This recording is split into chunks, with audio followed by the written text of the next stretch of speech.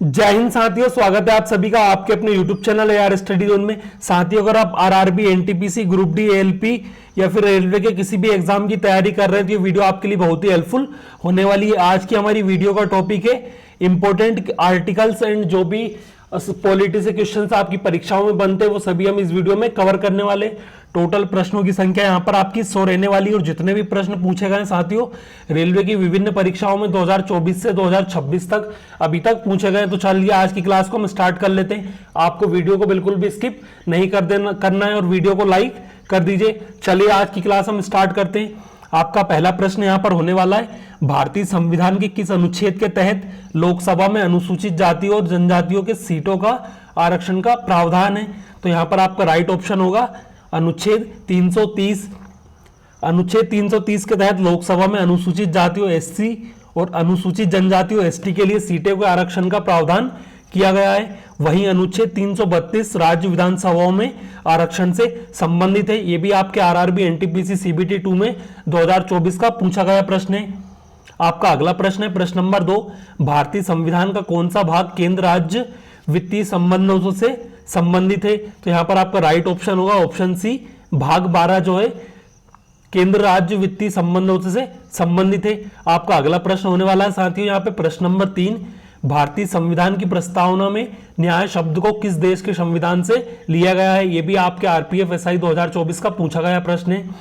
तो यहाँ पर आपका राइट ऑप्शन होगा ऑप्शन बी, सोवियत संघ रूस। आपका अगला प्रश्न होने वाला है साथियों प्रश्न नंबर 4, भारतीय संविधान के किस संशोधन द्वारा सहकारी समितियों जिसे हम कोऑपरेटिव सोसाइटीज कहते हैं को संवैधानिक दर्जा दिया गया था? तो यहां पर आपका राइट ऑप्शन हो जाएगा ऑप्शन ए, 97वां अमेंडमेंट 2011। चलिए आपका अगला प्रश्न देखते हैं प्रश्न नंबर 5, निम्नलिखित में से कौन भारत के राष्ट्रपति के चुनाव के लिए निर्वाचक मंडल का हिस्सा नहीं होता है?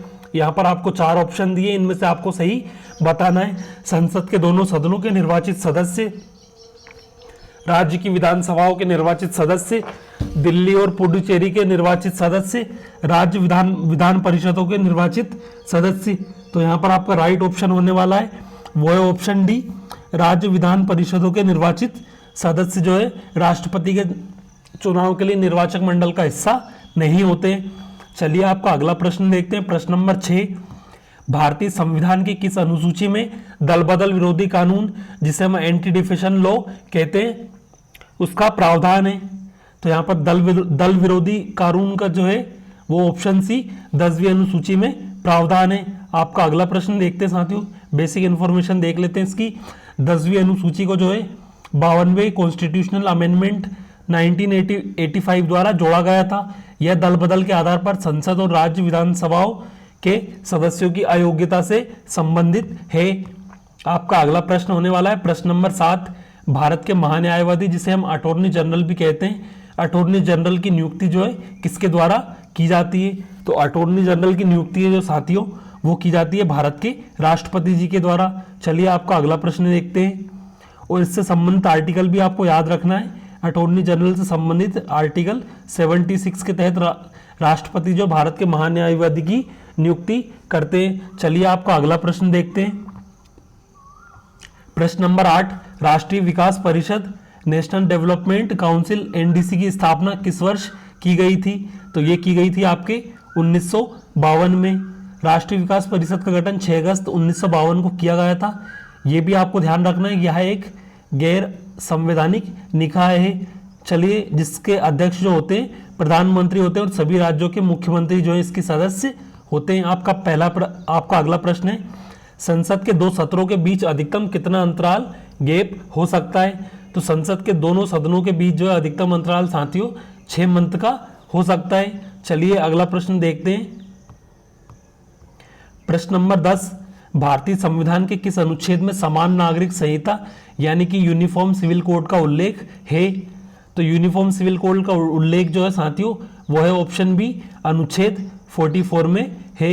चलिए अगला प्रश्न देखते हैं, अनुच्छेद 44 जो है राज्य के नीति निर्देशक तत्व डीपीएसपी के अंतर्गत आता है जो पूरे भारत में नागरिकों के लिए एक समान नागरिक संहिता लागू करने का निर्देश राज्य को देता है। आपका अगला प्रश्न है, पूर्ण स्वराज का संकल्प कांग्रेस के किस अधिवेशन में पारित किया गया था? तो पूर्ण स्वराज का संकल्प जो है कांग्रेस के किस अधिवेशन में पारित किया गया था? तो आपके लाहौर अधिवेशन 1929 में पारित किया गया था।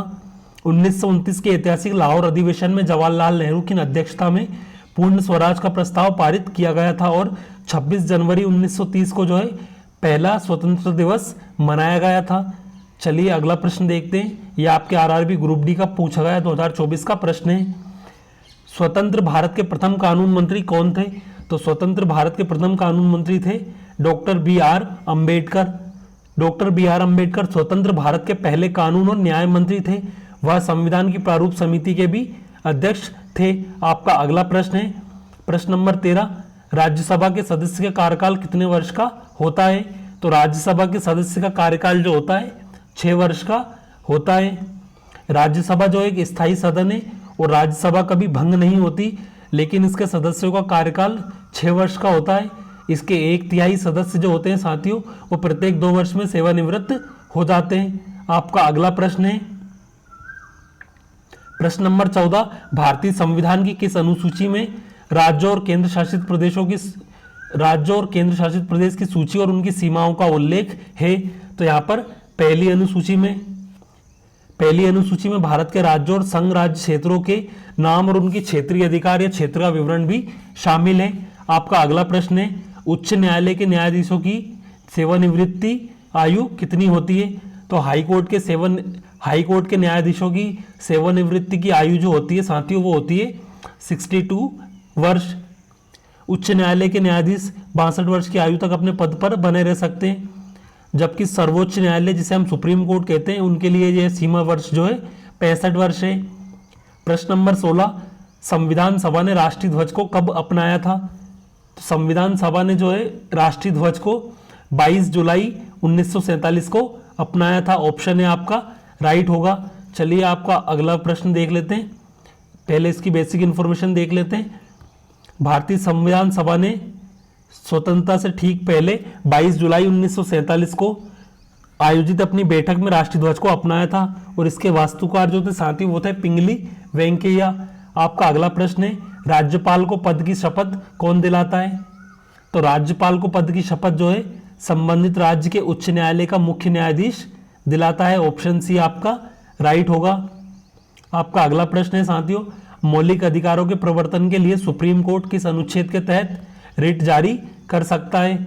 यहाँ पर आपका सही जवाब होगा ऑप्शन बी अनुच्छेद 32 के तहत सुप्रीम कोर्ट जो है साथियों 5 तरह की रिट जारी कर सकता है।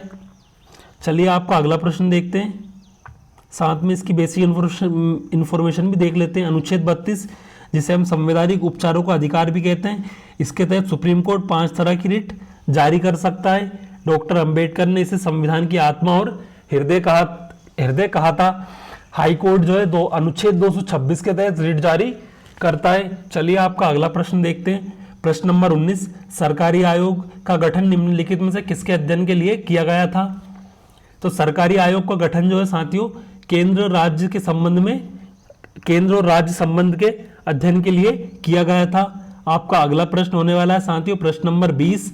किस संविधान संशोधन अधिनियम द्वारा मत देने की आयु को 21 वर्ष से हटाकर 18 वर्ष कर दिया गया था?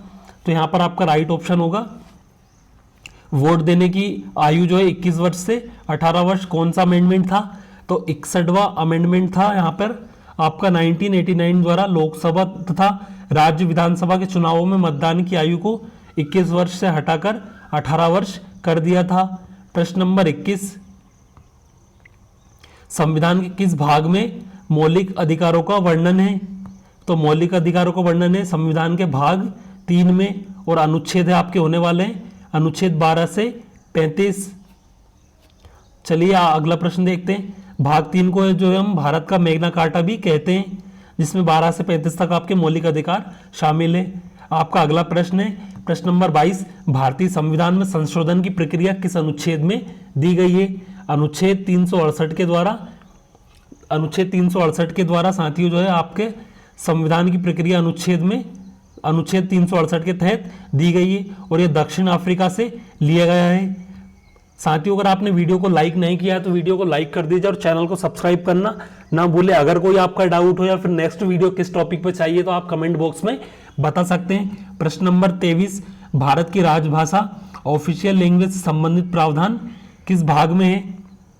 तो यहाँ पर आपका राइट ऑप्शन होने वाला है ऑप्शन बी, अनुच्छेद 343 के तहत संघ की राजभाषा हिंदी और द्विवी लिपि जो है देवनागरी घोषित की गई है। आपका अगला प्रश्न होने वाला है साथियों प्रश्न नंबर 24, संसद की लोक लेखा समिति पब्लिक अकाउंट्स कमेटी में कितने सदस्य होते हैं? तो लोक लेखा समिति में जो है साथियों आपके 22 सदस्य होते हैं। आपका अगला प्रश्न होने वाला है यहाँ पर 15 लोकसभा से और 7 जो है राज्यसभा से चुने जाते हैं। प्रश्न नंबर 25, प्राक्कलन समिति में सदस्यों की संख्या कितनी होती है? तो प्राक्कलन समिति में जो है साथियों संख्या होती है वो होती है 30 सदस्य की। आपका अगला प्रश्न होने वाला है प्रश्न नंबर 26, संविधान के किस अनुच्छेद के तहत भारत में एक वित्त आयोग का गठन किया जाता है? तो वित्त आयोग का गठन अनुच्छेद 280। अगला प्रश्न देखते हैं यहाँ पर प्रश्न नंबर 27, संसद के किसी सदस्य की लोक अयोग्यता के प्रश्न पर अंतिम निर्णय कौन करता है? तो संसद के किसी सदस्य की अयोग्यता के प्रश्न पर जो है अंतिम निर्णय जो है चुनाव आयोग की सलाह पर राष्ट्रपति जी करते हैं। आपका अगला प्रश्न होने वाला है प्रश्न नंबर 28, भारतीय संविधान में एकल नागरिकता की अवधारणा कहाँ से ली गई है? तो एकल नागरिकता की अवधारणा जो है आपकी ब्रिटेन से ली गई है। आपका अगला प्रश्न होने वाला है साथियों जबकि अमेरिका में जो है दोहरी नागरिकता की व्यवस्था है। प्रश्न नंबर 29, उच्च न्यायालय के मुख्य न्यायाधीश की नियुक्ति कौन करता है? तो उच्च न्यायालय के मुख्य न्यायाधीश की नियुक्ति जो है साथियों आपका राइट ऑप्शन होने वाला है यहाँ पर मुख्य न्यायाधीश और राज्यपाल के परामर्श से की जाती है। चलिए आपका प्रश्न देखते हैं अगला, यहां पर होगा ऑप्शन बी।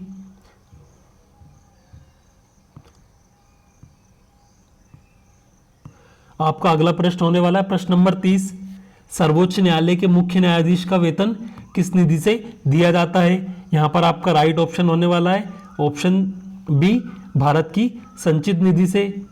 आपका अगला प्रश्न होने वाला है अनुच्छेद यहां पर आपका अगला प्रश्न है प्रश्न नंबर 31, किस वर्ष योजना आयोग को समाप्त कर नीति आयोग लाया गया था? तो 2015 में जो है योजना आयोग को समाप्त कर दिया गया था और यहाँ पर नीति आयोग का गठन कर दिया गया था। इस समय प्रधानमंत्री कौन थे? तो नरेंद्र मोदी। आपका अगला प्रश्न होने वाला प्रश्न नंबर 32, राज्य सूची में कुल कितने विषय वर्तमान में हैं? तो राज्य सूची में जो है वर्तमान में 61 विषय शामिल है। मूल संविधान में जो साथियों 66 विषय थे लेकिन वर्तमान में इसमें 61 विषय। 42वें संशोधन द्वारा 5 विषयों को संवर्धित सूची में से स्थानांतरित कर दिया गया था। प्रश्न नंबर 33, संवर्धित सूची की अवधारणा किस देश के संविधान से ली गई है? तो संवर्धित सूची जो ली गई है वो ली गई है ऑस्ट्रेलिया के संविधान से। आपका अगला प्रश्न होने वाला है प्रश्न नंबर 34, भारतीय संविधान के अनुसार देश का प्रथम नागरिक कौन होता है? तो देश का प्रथम नागरिक होता है राष्ट्रपति। अनुच्छेद 52 के तहत भारत का एक राष्ट्रपति होगा जो राज्य का प्रमुख और भारत का प्रथम नागरिक होता है। भारत का एक राष्ट्रपति होगा जो राज्य का प्रमुख और भारत का प्रथम नागरिक होता है। आपका अगला प्रश्न होने वाला है प्रश्न नंबर 35, भारत में पहली बार राष्ट्रीय आपातकाल कब घोषित किया गया था? तो भारत में पहली बार आपातकाल जो है 1962 के समय में घोषित करा गया था। आपका अगला प्रश्न होने वाला है प्रश्न नंबर 36, किस अनुच्छेद के तहत राष्ट्रपति को क्षमादान की शक्तियां प्राप्त है? तो राष्ट्रपति को क्षमादान की शक्तियां जो है अनुच्छेद 72 के तहत प्राप्त है। अनुच्छेद 72 के तहत राष्ट्रपति को किसी अपराध के लिए दोषी ठहराए गए व्यक्ति के दंड को क्षमा, प्रलंबन, विराम या परिहार करने की शक्ति प्राप्त है। प्रश्न नंबर 37, 74वां कॉन्स्टिट्यूशनल अमेंडमेंट अधिनियम किससे संबंधित है? तो ये आपके शहरी स्थानीय निकाय और नगर पालिकाओं से संबंधित है। यहाँ पर आपका प्रश्न नंबर 38 है, संसद के किस सदन को प्रतिनिधि सभा या फिर लोअर हाउस भी कहा जाता है? तो लोअर हाउस निचला सदन जो है आपका लोकसभा और उच्च सदन जो है वो है साथियों आपका राज्यसभा। लोकसभा जो है जनता का सदन या निचला सदन जिसे हम लोअर हाउस भी कहते हैं क्योंकि इसके प्रत्यक्ष क्योंकि इसके सदस्य प्रत्यक्ष रूप से जनता द्वारा चुने जाते हैं। प्रश्न नंबर 39, संविधान सभा के अस्थायी अध्यक्ष कौन चुने गए थे? तो संविधान सभा के अस्थायी अध्यक्ष जो है डॉक्टर सच्चिदानंद सिन्हा चुने गए थे। 9 दिसंबर 1946 के संविधान सभा की पहली बैठक में वरिष्ठता के आधार पर डॉक्टर सच्चिदानंद सिन्हा को अस्थायी अध्यक्ष चुना गया था। इसके बाद में 11 दिसंबर को जो मीटिंग हुई थी उसमें डॉक्टर राजेंद्र प्रसाद जो है स्थायी अध्यक्ष बने थे। प्रश्न नंबर 40, भारतीय संविधान के किस अनुच्छेद में मौलिक अधिकारों के निलंबन की चर्चा आपातकाल के दौरान की गई है? तो यहाँ पर आपका राइट ऑप्शन होने वाला है। एक मिनट साथ ही यहाँ पे क्वेश्चन आगे पीछे हो गए हैं। कौन सा प्रश्न था आपका? प्रश्न नंबर आपका 40 था। भारतीय संविधान के किस अनुच्छेद में मौलिक अधिकारों के निलंबन की चर्चा आपातकाल के दौरान की गई है? तो अनुच्छेद 358 और 359 आपका अगला प्रश्न होने वाला है। प्रश्न नंबर 41, भारत सरकार का प्रथम विधि अधिकारी कौन होता है? तो आपका महान्यायवादी अटॉर्नी जनरल, अटॉर्नी जनरल से संबंधित आर्टिकल है अनुच्छेद 76। आपका अगला प्रश्न है, राज्य का सर्वोच्चतम विधि अधिकारी कौन होता है? तो राज्य का सर्वोच्चतम विधि अधिकारी होता है महाधिवक्ता, जिसे हम एडवोकेट जनरल भी कहते हैं। तो महाधिवक्ता का आर्टिकल है साथियों अनुच्छेद 165 के अनुसार प्रत्येक राज्य का एक महाधिवक्ता होता है। आपका अगला प्रश्न होने वाला है, संविधान के किस अनुच्छेद के तहत राज्यपाल अध्यादेश जारी कर सकता है? तो अनुच्छेद 213 के तहत जो है राज्यपाल अध्यादेश जारी कर सकता है, यह टेम्परेरी लॉ होता है। आपका अगला प्रश्न होने वाला है, राष्ट्रपति पर महाभियोग चलाने की प्रक्रिया किस अनुच्छेद में वर्णित है? तो राष्ट्रपति पर महाभियोग से संबंधित आर्टिकल होने वाला है आपका अनुच्छेद 61 और ऑप्शन बी आपका राइट होगा। प्रश्न नंबर 45, त्रिस्तरीय पंचायती राज व्यवस्था की सिफारिश किस समिति ने की थी? तो त्रिस्तरीय पंचायती राज व्यवस्था की सिफारिश जो है बलवंत राय मेहता समिति ने की थी। 1957 में बलवंत राय मेहता समिति ने त्रिस्तरीय पंचायती राज ग्राम, ब्लॉक और जिला स्तर की सिफारिश की थी, जिसे स्वीकार कर लिया गया था। और अशोक मेहता समिति ने पंचायती राज के कितने स्तरों की सिफारिश की थी? तो इसने की थी द्विस्तरीय। और 1977 में गठित अशोक मेहता समिति ने केवल 2 स्तरों मंडल पंचायत और जिला परिषद वाली पंचायत की सिफारिश की थी। आपका अगला प्रश्न होने वाला है प्रश्न नंबर 47, संविधान के किस अनुच्छेद के तहत पंचायतों के गठन का निर्देश राज्यों को दिया गया है? तो अनुच्छेद 40 के तहत पंचायतों को गठन का निर्देश राज्य को दिए गए हैं। प्रश्न नंबर 48, भारतीय संविधान की 11वीं अनुसूची में पंचायत के लिए कुल कितने विषयों का उल्लेख है? तो पंचायत का उल्लेख जो है 29 विषयों में है। भारतीय संविधान की 11वीं अनुसूची में पंचायतों के लिए जो है कुल 29 विषयों का उल्लेख है। 73वें संविधान संशोधन द्वारा 11वीं अनुसूची में पंचायतों के कार्य के लिए कुल 29 विषयों की सूची दी गई थी। आपका अगला प्रश्न है, नगर पालिकाओं के लिए 12वीं अनुसूची में कुल कितने विषयों का उल्लेख रखा गया है? तो 18 विषयों का उल्लेख रखा गया है। 74वें संविधान संशोधन द्वारा जोड़ी गई 12वीं अनुसूची में स्थानीय निकायों या नगर पालिकाओं के लिए कुल 18 विषयों का प्रावधान करा गया है। प्रश्न नंबर 50, संविधान के किस अनुच्छेद के तहत भारत में निर्वाचन आयोग का प्रावधान है? तो निर्वाचन आयोग का प्रावधान जो है अनुच्छेद 324 और ऑप्शन बी आपका राइट होने वाला है। साथियों, अगर आप लोगों ने वीडियो को अभी तक लाइक नहीं किया है तो वीडियो को लाइक कर दीजिए, और चैनल पर नए हैं तो चैनल को सब्सक्राइब कर लीजिएगा। और कमेंट बॉक्स में आपको अपना स्कोर भी बताना है कि आपके इन प्रश्नों में से आपके कितने सही होते हैं। चलिए आगे बढ़ते हैं। आपका अगला प्रश्न होने वाला है प्रश्न नंबर 51, भारत में वयस्क मताधिकार यूनिवर्सल एडल्ट सफरेज का अधिकार किस अनुच्छेद में? तो भारत में वयस्क मताधिकार जो है अनुच्छेद 326। आपका अगला प्रश्न होने वाला है प्रश्न नंबर 52, अंतर्राष्ट्रीय शांति और सुरक्षा को बढ़ावा देने का उल्लेख संविधान के किस भाग में है? तो यहां पर आपका राइट ऑप्शन होगा ऑप्शन बी, राज्य के नीति निर्देशक तत्व। अनुच्छेद 51 के तहत अंतर्राष्ट्रीय शांति और सुरक्षा बढ़ावा देना राज्य का कर्तव्य माना गया है, जो नीति निर्देशक तत्वों का हिस्सा है। यहां पर आपका राइट ऑप्शन होगा ऑप्शन बी। साथियों यहाँ पर राज्य के नीति निर्देशक बताए गए, लेकिन भाग कौन सा है आपका? तो यहाँ पर आपका भाग होने वाला है, संविधान का भाग होगा यहाँ पर आपका 4, जो कि आपके 36 से 51 तक आपके डीपीएसपी यहाँ पर हैं। चलिए अगला प्रश्न देखते हैं। प्रश्न नंबर 53, भारतीय संविधान का कौन सा अनुच्छेद बच्चों के कारखाने में काम करने पर रोक लगाता है? तो अनुच्छेद 24 जो है 14 वर्ष से कम आयु के किसी भी बच्चे को कारखानों, खानों या फिर अन्य खतरनाक रोजगारों में काम करने पर पूर्ण निषेध लगाता है। यहाँ पर आपका प्रश्न होगा अगला, संविधान के किस अनुच्छेद में के तहत धार्मिक स्वतंत्रता का अधिकार दिया गया है? तो धार्मिक स्वतंत्रता यहाँ पर आपकी होने वाली है अनुच्छेद 25 से लेकर 28 तक, और अनुच्छेद 25 में है आपका अंतरकरण की स्वतंत्रता, आप कोई भी धर्म अपनाएं, ये आपकी व्यक्तिगत स्वतंत्रता है ये आप। और अनुच्छेद 26 में है आपका सामूहिक धार्मिक स्वतंत्रता। चलिए आपका अगला प्रश्न देखते हैं। प्रश्न नंबर 55, संसद के दोनों सदनों की संयुक्त बैठक बुलाने का शक्ति किसके पास है? तो राष्ट्रपति जी को जो है संसद के दोनों सदनों की संयुक्त बैठक बुलाने की शक्ति है। और संयुक्त अधिवेशन, संसद के दोनों सदनों की संयुक्त बैठक बुलाने का आर्टिकल कौन सा है? अनुच्छेद 108 संयुक्त अधिवेशन।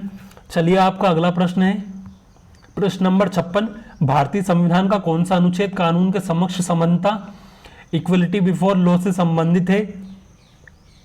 तो ऑप्शन बी अनुच्छेद 14 जो है कानून के समक्ष समानता से संबंधित है। आपका अगला प्रश्न होने वाला है प्रश्न नंबर 57, राज्यसभा में राष्ट्रपति द्वारा कितने सदस्यों को मनोनीत किया जाता है? तो भारत के राष्ट्रपति जी द्वारा 12 सदस्यों को राज्यसभा में मनोनीत किया जा सकता है।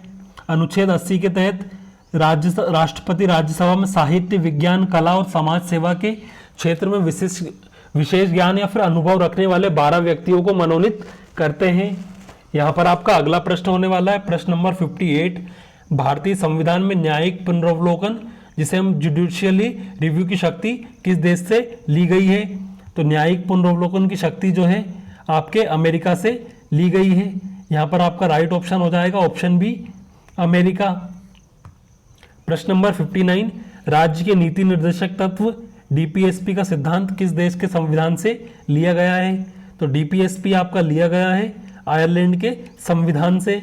आपका अगला प्रश्न होने वाला है प्रश्न नंबर 60, संविधान सभा की पहली बैठक कब आयोजित की गई थी?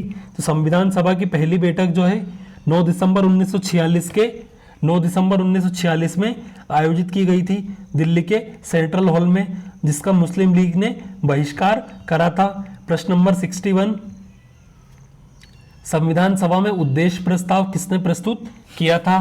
तो संविधान सभा में उद्देश्य प्रस्ताव जो है जवाहरलाल नेहरू जी ने किया था। 13 दिसंबर 1946 को संविधान सभा में ऐतिहासिक उद्देश्य प्रस्ताव प्रेरित किया, जो बाद में संविधान की प्रस्तावना का आधार बना। प्रश्न नंबर 62, संविधान सभा के संवैधानिक सलाहकार कौन थे? तो यहाँ पर आपका सही जवाब होगा संविधान सभा के संवैधानिक सलाहकार जो थे सर BN राव थे। आपका अगला प्रश्न होने वाला है प्रश्न नंबर 63, भारत के संविधान को बनने में कुल कितना समय लगा था? भारत के संविधान को बनने में कुल समय लगा था 2 वर्ष 11 महीने और 18 दिन। इस दौरान कुल 11 अधिवेशन आयोजित किए गए थे। आपका अगला प्रश्न होने वाला है प्रश्न नंबर 64, मूल संविधान में कुल कितने अनुच्छेद और अनुसूचियां थी? तो मूल संविधान में जो है 395 अनुच्छेद और 8 अनुसूचियां थी। 26 जनवरी 1950 को लागू मूल संविधान में 395 अनुच्छेद और 22 भाग और 8 अनुसूचियां थी। वर्तमान में अनुसूचियों की संख्या जो है बढ़कर 12 हो गई है। प्रश्न नंबर 65, भारतीय संविधान की 8वीं अनुसूची में कुल कितनी आधिकारिक भाषाओं का उल्लेख है? तो भारतीय संविधान की 8वीं अनुसूची में जो साथियों 22 भाषाओं का उल्लेख है। मूल रूप से 8वीं अनुसूची में 14 भाषाएं थी, लेकिन विभिन्न संशोधनों के बाद वर्तमान में कुल 22 आधिकारिक भाषाओं को शामिल कर लिया गया है। प्रश्न नंबर 66, संसद के अंग निम्नलिखित में से कौन से हैं? तो संसद के अंग जो हैं लोकसभा, राज्यसभा और राष्ट्रपति। यहाँ पर सही जवाब होगा ऑप्शन सी। अनुच्छेद 79 के अनुसार संघ के लिए एक संसद होगी जो राष्ट्रपति और 2 सदनों लोकसभा और राज्यसभाओं से मिलकर बनेगी। तो यहाँ पर आपका राइट ऑप्शन हो जाएगा ऑप्शन सी, लोकसभा, राज्यसभा और राष्ट्रपति।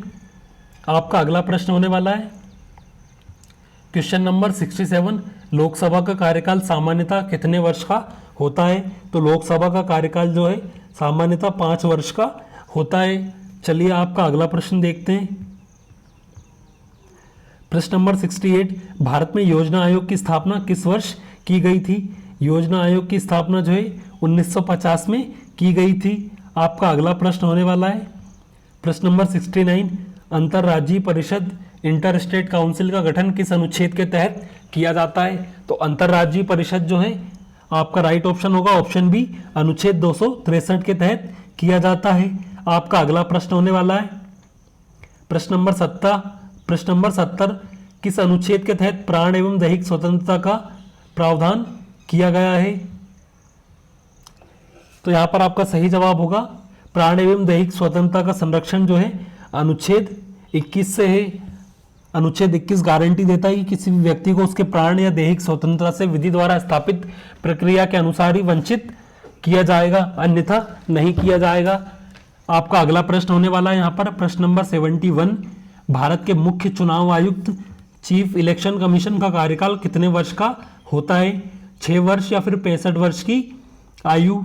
आपका जो भी इनमें से पहले तक हो जाता है। प्रश्न नंबर 72, राज्य लोक सेवा आयोग के अध्यक्ष और सदस्यों की नियुक्ति कौन करता है? तो भारत के राज्य का राज्यपाल जो होता है राज्य लोक सेवा आयोग के अध्यक्ष और सदस्यों की नियुक्ति करते हैं। प्रश्न नंबर 73, संघ लोक सेवा आयोग यूपीएससी के अध्यक्ष और सदस्यों की नियुक्ति किसके द्वारा की जाती है? तो भारत के राष्ट्रपति जी द्वारा की जाती है। आपका अगला प्रश्न होने वाला है प्रश्न नंबर 74, भारतीय संविधान में अखिल भारतीय सेवाओं का प्रावधान किस अनुच्छेद में है? तो अनुच्छेद 312 में जो है अखिल भारतीय सेवाओं का उल्लेख है। आपका अगला प्रश्न होने वाला है प्रश्न नंबर 75, किसी राज्य में विधान परिषद के सृजन या उत्साधन का अधिकार किसके पास है? तो यहां पर आपका सही जवाब होगा ऑप्शन सी, संसद को राज्य विधानसभा के प्रस्ताव पर। प्रश्न नंबर 76, वर्तमान में भारत में कितने राज्यों में द्विसदनी विधानमंडल है? तो द्विसदनी विधानमंडल वाले राज्य कौन कौन से हैं? पहले तो 6 राज्य हैं, और 6 राज्य कौन कौन से? तो आपका उत्तर प्रदेश, बिहार, महाराष्ट्र, कर्नाटका, आंध्र प्रदेश और तेलंगाना जो है द्विसदनी वाले विधानमंडल हैं। प्रश्न नंबर 77, मुख्यमंत्री की नियुक्ति किसके द्वारा की जाती है? तो भारत के राज्य के मुख्यमंत्री की नियुक्ति जो है राज्यपाल के द्वारा की जाती है। प्रश्न नंबर 78, धन विधेयक को केवल संसद के किस सदन में पेश किया जा सकता है? धन विधेयक जो है केवल लोकसभा में प्रस्तुत होता है।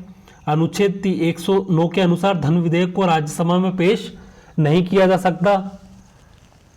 इससे केवल राष्ट्रपति को पूर्व सहमति से लोकसभा में ही पेश किया जा सकता है। प्रश्न नंबर 79, राज्यसभा धन विधेयक को कितने अधिकतम दिनों तक रोक सकती है?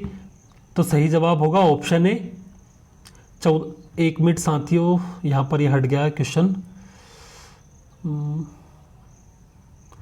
प्रश्न नंबर आपका 79 था, है ना? माफी चाहेंगे साथियों, 1 मिनट रुकिएगा।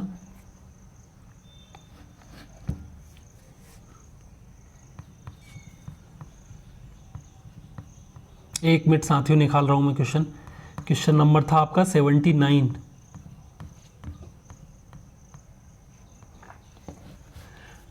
हाँ, ये था आपका प्रश्न। क्वेश्चन नंबर 79, राज्यसभा धन विधेयक को अधिकतम कितने दिनों तक रोक सकती है? तो राज्यसभा जो है मात्र 14 दिन तक अपने पास धन विधेयक को रोक सकती है।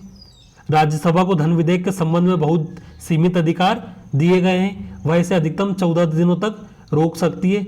यदि 14 दिनों में वापस नहीं किया जाता है तो इसे पारित कर दिया जाता है। प्रश्न नंबर 80, भाषाई अल्पसंख्यकों के लिए विशेष अधिकारी की नियुक्ति किस अनुच्छेद के तहत की जाती है? तो भाषाई अल्पसंख्यकों के लिए जो है अनुच्छेद 320 का बी के अनुच्छेद के तहत की जाती है। आपका अगला प्रश्न होगा प्रश्न नंबर 81, संविधान के किस अनुच्छेद में यह कहा गया था कि भारत का एक उपराष्ट्रपति होगा? तो भारत का एक उपराष्ट्रपति होगा अनुच्छेद 63, ऑप्शन बी राइट होगा। यह देश का दूसरा सर्वोच्च संवैधानिक पद है।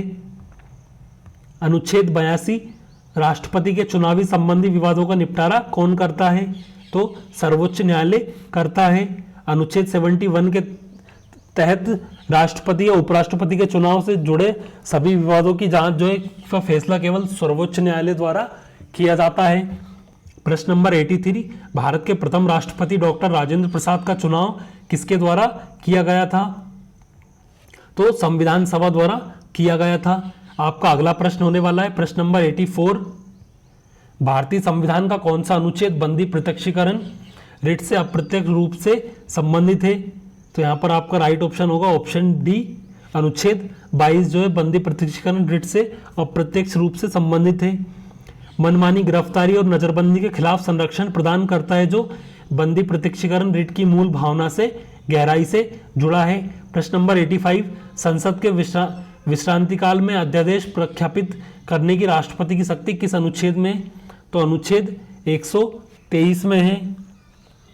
आपका अगला प्रश्न होने वाला है प्रश्न नंबर 86, ये भी आपके ग्रुप डी 2026 का पूछा गया प्रश्न है। सर्वोच्च न्यायालय से कानूनी मामलों पर परामर्श लेने का अधिकार राष्ट्रपति का अधिकार किस अनुच्छेद में है? तो अनुच्छेद 143 में जो है सर्वोच्च न्यायालय से कानूनी मामलों पर परामर्श लेने का अधिकार राष्ट्रपति के पास है। प्रश्न नंबर 87, भारत में अब तक कुल कितनी बार संयुक्त अधिवेशन बुलाया गया है? तो अब तक केवल 3 बार संयुक्त अधिवेशन बुलाया गया है। एक 1951 में, बैंकिंग सेवा आयोग विधेयक 1978 और पोटा कानून 2002 के तहत। प्रश्न नंबर 88, किस वाद में सर्वोच्च न्यायालय ने समानता और प्रस्तावना को संविधान का मूल ढांचा घोषित किया था? तो केशवानंद भारती केस में जो है समानता और प्रस्तावना को संविधान का मूल ढांचा घोषित किया गया था। प्रश्न नंबर 89, संसद सदस्य बनने की न्यूनतम आयु राज्यसभा के लिए कितनी है?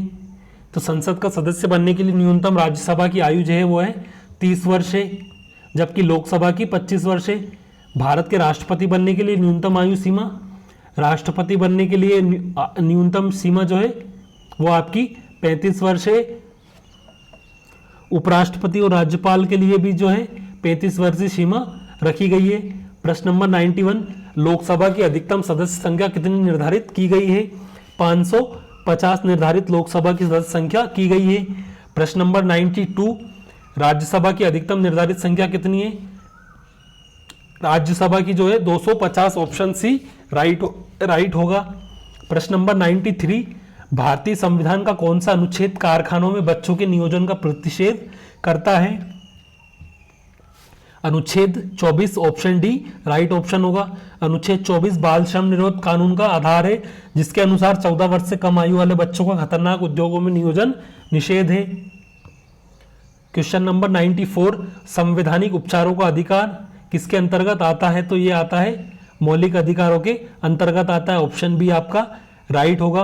अनुच्छेद 32 स्वयं एक मौलिक अधिकार है जो नागरिकों को उनके मौलिक अधिकारों के हनन होने पर सीधे सर्वोच्च न्यायालय जाने की गारंटी देता है। प्रश्न नंबर 95, निवारक निरोध प्रिवेंटिव डिटेंशन के तहत किसी व्यक्ति को अधिकतम कितने समय तक हिरासत में रखा जा सकता है? तो अधिकतम 3 महीने तक रखा जा सकता है। प्रश्न नंबर 96, भारतीय संविधान की प्रस्तावना में अब तक कुल कितनी बार संशोधन किया गया है? तो भारतीय संविधान की प्रस्तावना में कुल अभी तक 1 बार संशोधन किया गया है, वो भी 42वां कॉन्स्टिट्यूशनल अमेंडमेंट के तहत 1976 द्वारा किया गया है। प्रश्न नंबर 97, किस देश के संविधान से भारत ने संसदीय प्रणाली व्यवस्था को अपनाया है? तो ब्रिटेन से अपनाया गया है।